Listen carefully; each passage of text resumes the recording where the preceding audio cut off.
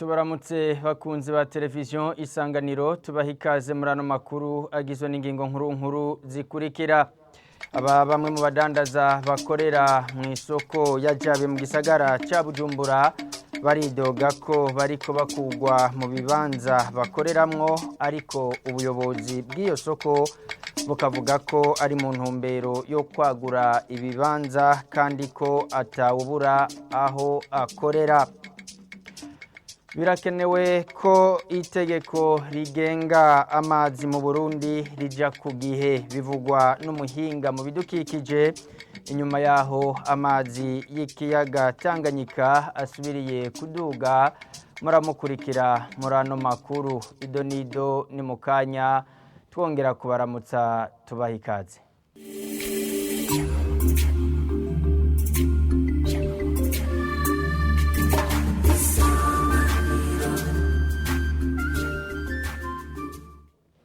Amakuru yacu tuyatangurire mu gisata c'ubudandaji. Bamwe mu badandaza bakorera mu isoko ya Jabe mu gisagara ca Bujumbura baridoga ko bariko bakugwa mu bibanza bahora bakoreramwo bakarungikwa mu bindi. Ivyo ariko ntibabihuriza ko n'abarongoye iyo soko, basigura ko ata muntu batwara ikibanza, ahubwo ko ari mu ntumbero yo kwagura ibibanza. Bekimanse Kabavamwo arongoye isoko ya Jabe asigura ko ivyo bikorwa biri mu ntumbero yo gutunganya neza iyo soko.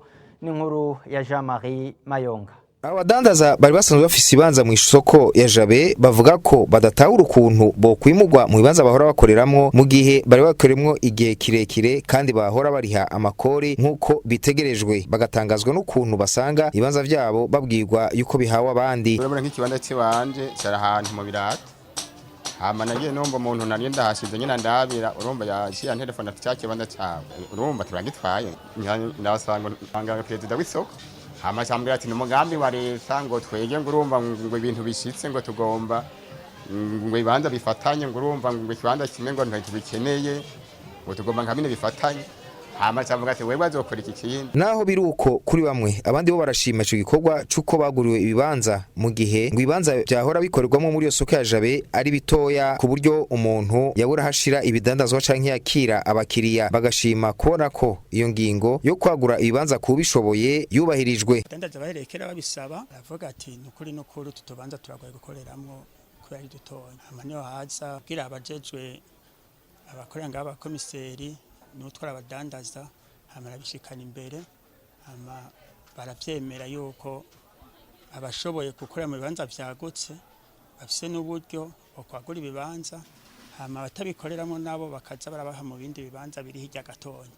Ariko nta muntu abura ikibanza, baragura gusa, hama udashoboye kubera ibibanza biba bigiye vyuga ari vyinshi bakamuha ahandi.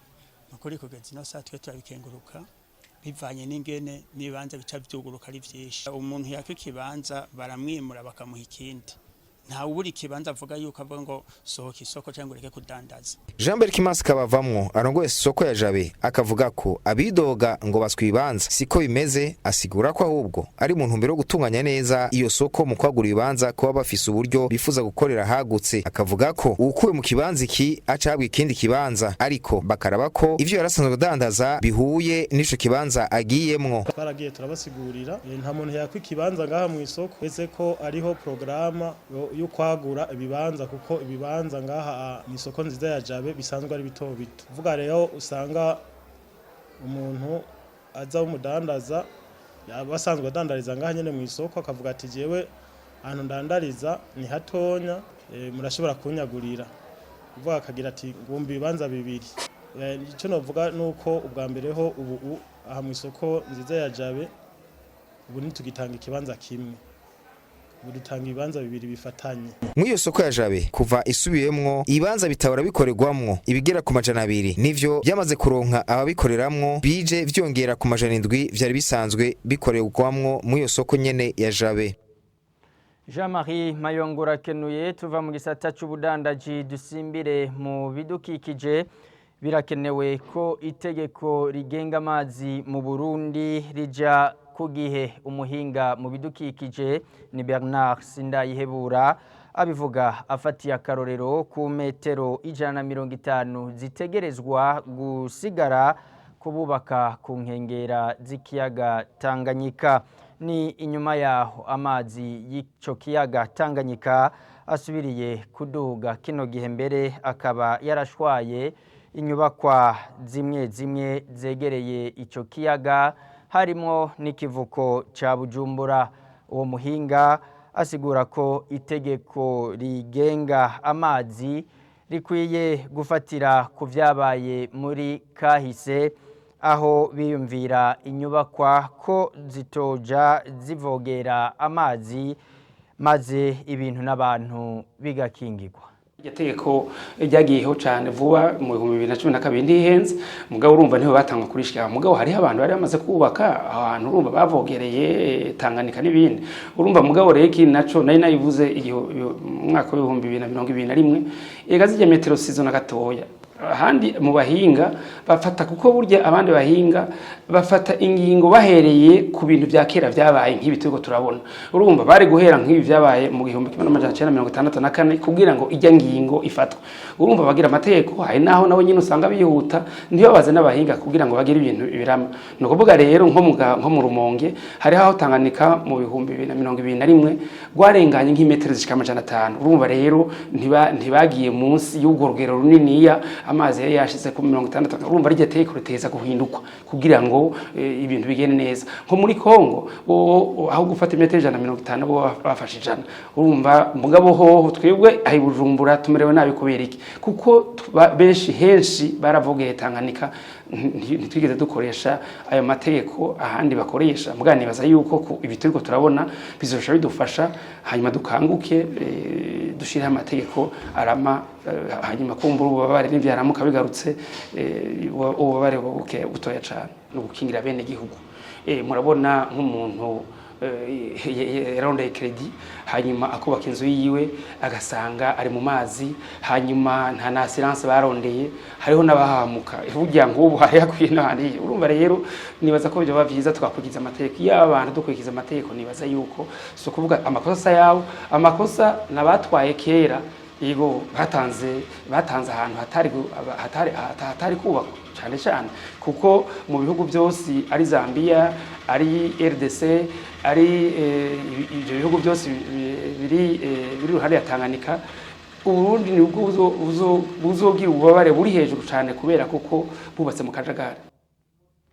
Bernard Sindayihebura no muhinga mu bidukikije. Amakuru yacu tuyarangirize mu gisata c'imibano. Leta y'u Burundi ngo yari ikwiye gufata mu minwe ibijanye n'igipimo ADN gifasha kugira kigabanuke igiciro gisabwa maze gikogwe mu ntumbero yo kugabanya abihakana abana bibarutse. Ivyo vyavugiwe mu kiganiro cyo guhanahana ivyiyumviro ku bijanye n'ingingo zimwe zifatwa n'indongozi zikomeye mu gihugu nk'izerukwa kuvugwa n'umushikiranganje w'amagara y'abantu ko umukenyezi yibungenze ategerezwa kwerekana uwamuteye inda kugira ngo ashobore guhabwa ubuvuzi.